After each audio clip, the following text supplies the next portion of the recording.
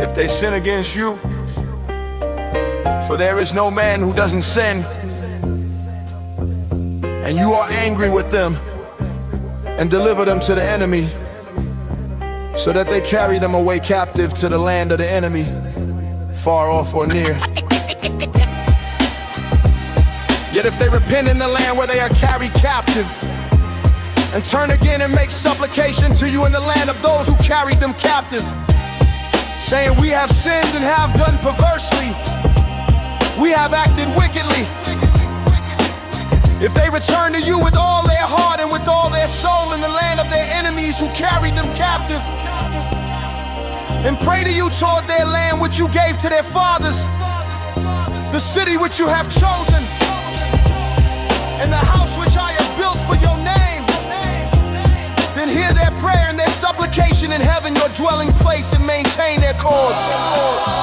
And forgive your people who have sinned against you, in all their transgressions in which they have transgressed against you, and give them compassion before those who carried them captive, that they may have compassion on them. Yeah. For they are your people and your inheritance, which you brought out of Egypt, from the middle of the iron furnace,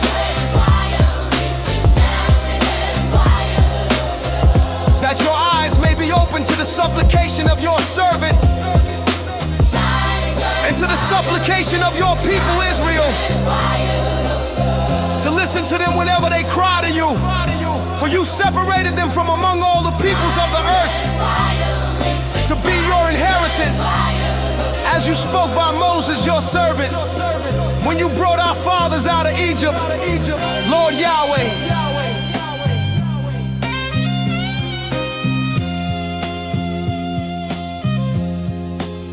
When Solomon had finished praying all this prayer and supplication to Yahweh, he arose from before Yahweh's altar, from kneeling on his knees with his hands spread out toward heaven.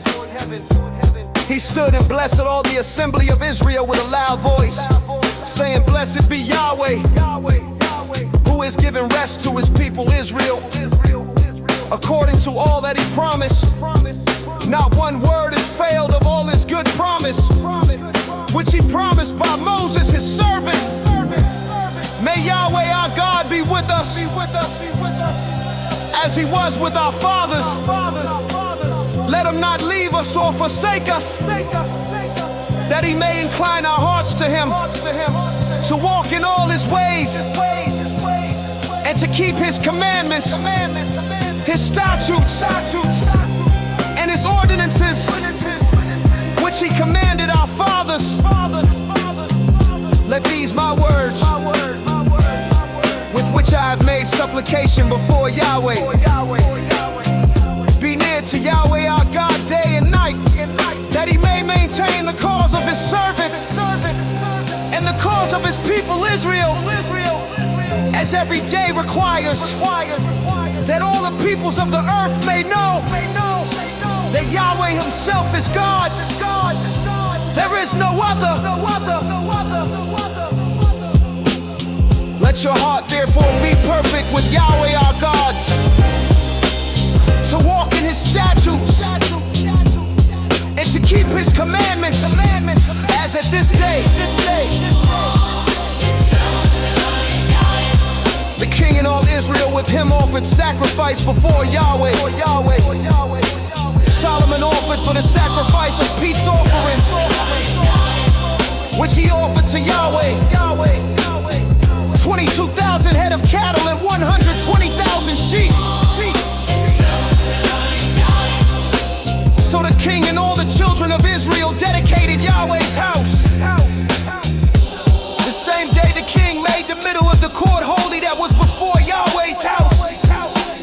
For there he offered the burnt offering, the meal offering, and the fat of the peace offerings, because the bronze altar that was before Yahweh was too small to receive the burnt offering, the meal offering, and the fat of the peace offerings. So Solomon held the feast at that time. and all Israel with him. A great assembly from the entrance of Hamath to the brook of Egypt. Before Yahweh our God, 7 days and 7 more days, even 14 days. On the 8th day he sent the people away, and they blessed the king and went to their tents joyful and glad of heart for all the goodness that Yahweh had shown to David his servant and to Israel his people.